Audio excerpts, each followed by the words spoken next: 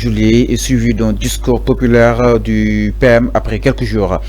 Alors, le plan national de redressement, le mot que peut-être Ousmane Sonko doit redressement, là où aussi le président Bassirou doit relance de l'économie. Alors, est-ce qu'entre redressement et relance, il y a une différence? Souvent, dans mes dégâts, pour nous, le contraire de relance égale redresser. Non, contraire de relance, oppression. Redresser, des de relance. S'il y a dans l'économie des entités qui ne respectent pas les règles de jeu. Récemment, nous avons fait sortir plus de 28 000 entreprises qui sont au Sénégal, qui travaillent correctement, qui gagnent, qui ont des résultats positifs, alors qu'ils ne contribuent pas sur l'économie de notre pays en termes d'octroi, en termes de versement de l'impôt. Au président Ousmane Sonko amul temps encore une fois ci xolam ci physiquem di top ay entreprises di len traquer déedéet. Ces entreprises doivent payer l'impôt.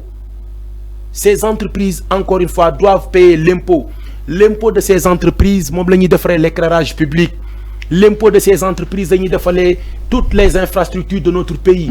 L'impôt de ces entreprises dañuy participer sur la réduction du coût de la vie, l'inflation. L'impôt de ces entreprises qui lañuy défalé notre sécurité, la stabilisation de tout le Sénégal par l'équipement de nos forces de défense et de sécurité. Si les entreprises ne payent pas, faut amener lumière. Si les entreprises ne payent pas, faut faire un taux d'équipement de plateau médical important. Il faut que gars arrêtent. Président Ousmane Sonko, encore une fois, je vous donne un exemple. Prends le cas de Canal France. Canal, xool li muy def Afrique yëpp mu ñuy fay xaw ma 75 millions année. Ban kër moo fi amul canal.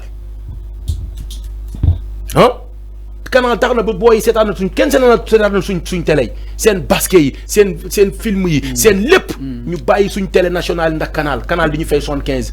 Sonko ne leen lii du ci dal. Dóoral leen facturation gars yi léegi accepté nañ pour faire 4 milliards 500 millions. Imaginez 75 millions ba 4 milliards. Prends le cas de RFI xawma TFI xawma RFI affaire yooyu noonu. ñu doon fay 9 millions. Actuellement ñu ngi ci lan 527 xawma 457 millions. Et France 24. C'est-à-dire que tey dama la bëgg wax ne quand les entreprises ne payent pas, qui va gérer même la sécurité de ces entreprises? Il faut que les entreprises payent parce que les entreprises occupent la terre du Sénégal, le soleil, le climat, le marché sénégalais et l'ambiance sénégalaise pour faire des chiffres d'affaires. Ils importent des investissements un peu partout, ils occupent leur entreprise, ils payent des salaires, mais ils ne payent pas l'État du Sénégal. Ça, ce n'est pas je sais pas, de l'oppression. Ça fait même partie des plans de relance. Parce que la relance en économie, la relance, c'est de pouvoir injecter les fonds dans l'économie. Mais quand les entreprises n'injectent pas le fonds, l'État fait des assises pour mon ligue. L'État, sa force, c'est tout simplement mettre un climat permettant à ces entreprises de travail. Mais si l'État n'est pas à l'aise, si l'État n'est pas conforme dans ce qu'il fait, il faut qu'on arrête. Mais est-ce que y a une entreprise de France du Faye? Y a une entreprise de États-Unis du Faye? Y a une entreprise de Chine du Faye? Pourquoi entreprise en Afrique d'une Faye? Mais c'est impensable que même des journalistes pilotent ces genres d'émissions, que entreprises faillent, voilà, toutes les entreprises doivent payer. Je vous donne un exemple, monsieur. Je vous donne un exemple, monsieur. Préparez pour dem France. France, cette ambassade, nous avons à peu près 200 par jour. États-Unis, 300 par jour. France, il y a fait 75 000. Prends 75 000, tu le multiplies par 200. Tu le multiplies par 24 jours ou bien tu le multiplies par, je sais pas, 365 jours. Vous enlevez, supposons, 40 jours. C'est des centaines de milliards que gars, ils ont sur une économie, par le simple fait qu'un Sénégalais veut aller en France. Même chose pour les États-Unis, même chose pour la Chine. Alors que ces gens-là, quand ils viennent chez nous, ils viennent gratuitement.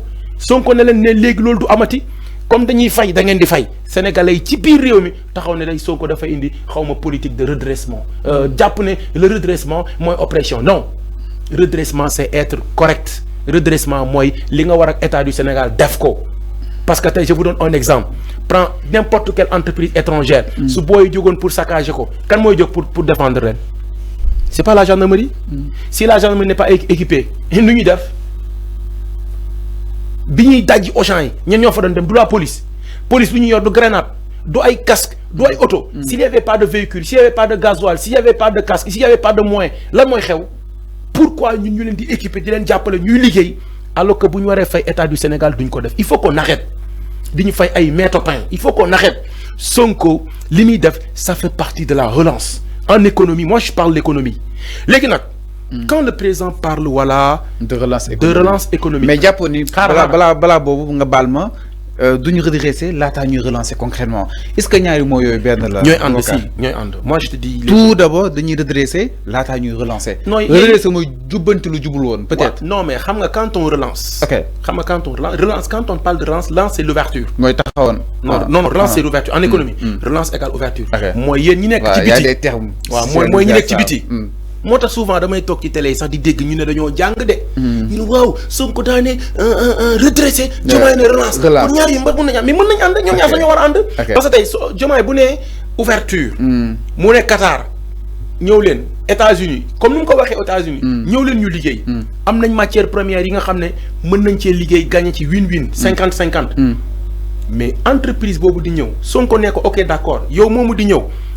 da ngay fay lii da ngay fay lii da ngay fay lii ñun nag dinañ la yombalal peut-être boo déggee président bi di wax ne relance c'est la facilitation de l'administration de ces trucs-là pour que état ku mun di ñëw di liggéey Sénégal bu mu am des lourdeurs ou bien des lenteurs administratives foofu la Diomaye di waxee relance fi Sonko di waxee redressement mooy képp koo xam ne jox nañ la ba ngay liggéey waaw li nga war ak ñun nga fay ñu ko mais loo leen bëgg jëlal tey armée française bi fi nekkoon bâtiment yi ñu fi bàyyi néeg yi ñu fi bàyyi hectares yi ñu fi bàyyi tout ça duñ fay dara il ne paye rien bu dul facture courant ndox duñ fay dara te seen facture yooyu noonu yëpp dana am ay yu kenn xamul. Sonko ne ok d'accord yéen ñi ñëpp waxuñ bu leen génn Sénégal waxuñ leen ngeen génn waaye mais fay leen ñu. mais est-ce que loolu dina attirer investisseurs yi concrètement. mais comme attiré wul nga xam ne tu n'es pas un bon investisseur. ok comme attiré wul nga xam ne tu n'es pas un dafa am ce qu'on appelle. le Sénégal c'est un pays attractif dafa am ce qu'on appelle. non attends gars yi dañuy jaawale. pays l'attractivité ak bon excusez-moi du terme je vais pas utiliser le bordélisme mais laxisme. dafa am attractivité am ak laxisme. Laxisme mooy quand l'État du liggéey lu koy permettre ba entreprise yooyu bu ñu ñëwee mën ko reconnaître jox ko gëddëm loolu laxisme la. Attractivité nag mooy ñëw nga suma réew jàpp naa ne papier bi war naa ko mun def dans une semaine je le fais tout de suite je te le donne.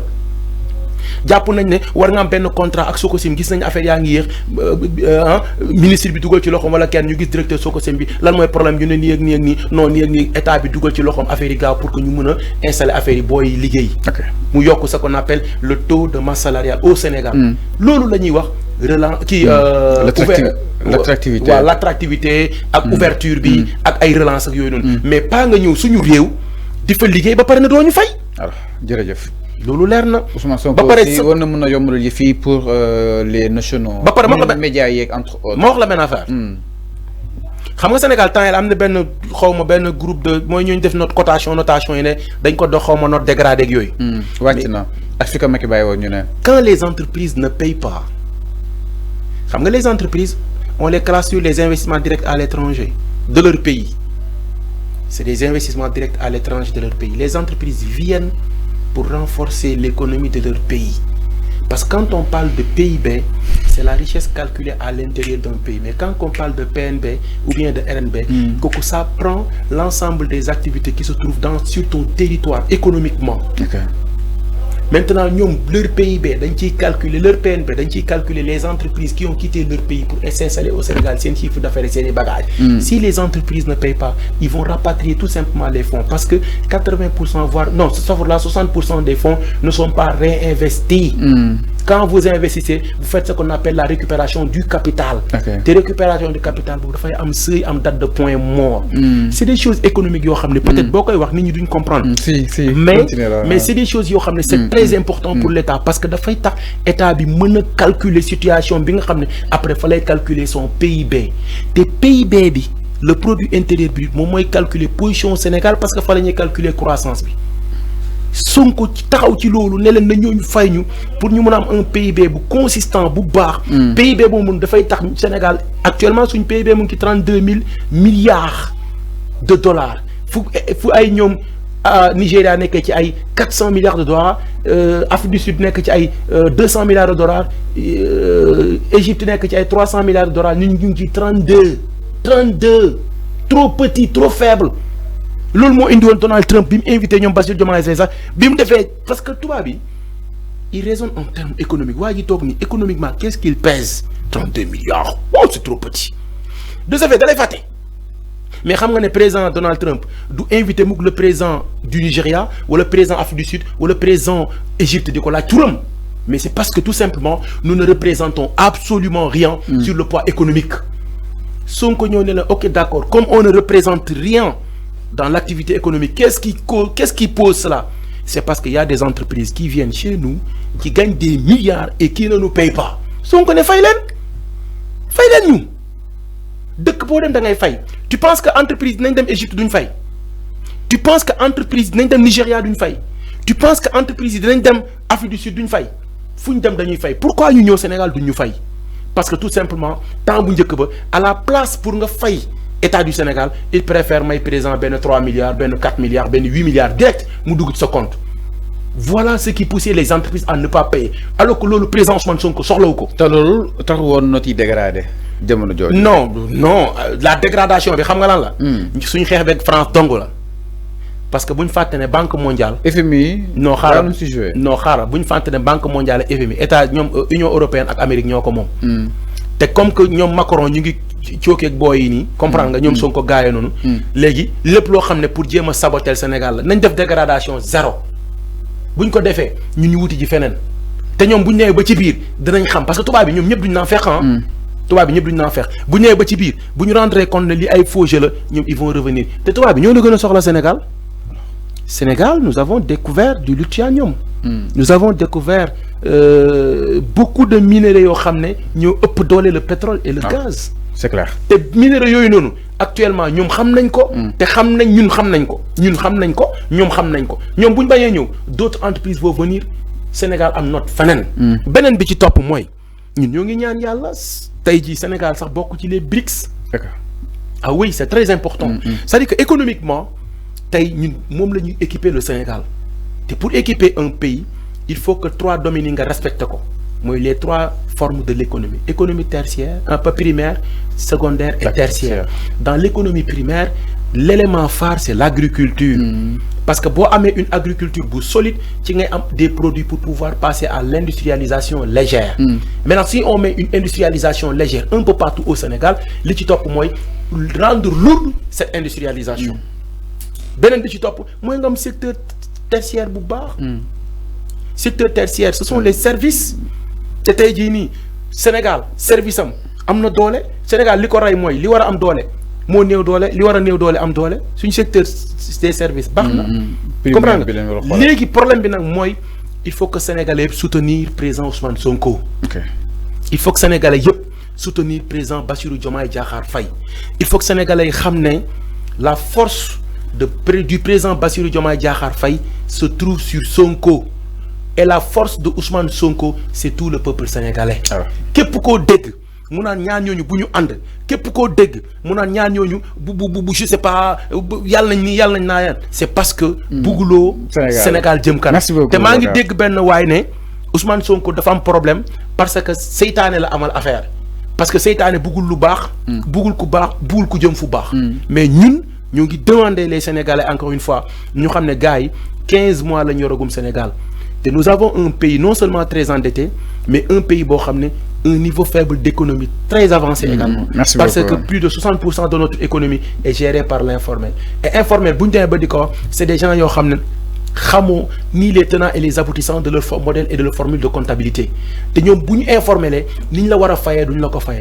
may rappeler Sénégalais yi ne leen plus ñu jàppale état bi muy grignoter encore une fois davantage dans le secteur informel di ko dugal ci biir formel c'est pour le bien de tout un peuple. Nous sommes en train de former beaucoup de jeunes dans les universités, dans les grandes écoles. Nous pousser davantage nos industriels, nos capitaines d'industrie, nous gën descendre sur le terrain, gën yok sen investissement yi gën yok sen bagage yi nga xam dina permettre ñu mëna absorber le chômage. C'est très important. C'est pas pour Ousmane Sonko, c'est pas pour Bassirou Diomaye Diakhar Faye, mais c'est pour le Sénégal et pour également l'enjeu de l'insécurité mondiale.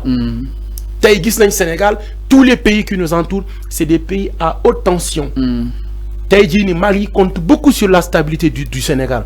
Les deux Guinées comptent beaucoup sur la stabilité du Sénégal. La Mauritanie pareil. La Gambie pareil. Mais pourquoi moi ñoo xamné fi tay amuñu xam-xam, xamuñu dara, japp ni réew paajo la sàcc la ak ay waxanteelu ñak dëgg ñu jéem indi yu melni. Donc fofu nonu nañ ci baye xel bu baax voilà. Merci beaucoup. ñu lay jaajëfal bu baax a baax Boubacar Traoré si li nga xam ne moo di waxtaan wi amati na solo di jaajëfal aussi l'ensemble justement de nos téléspectateurs yi nga xam ne itam ñu doon seetaan merci on se retrouve très très prochainement Boubacar jaajëf. Ok merci. Merci beaucoup ñu leen jox di daje ba demain inchallah si benn midi info nos programmes se poursuivre sur l'ensemble de nos plateformes digitales merci de votre fidélité et de votre attention.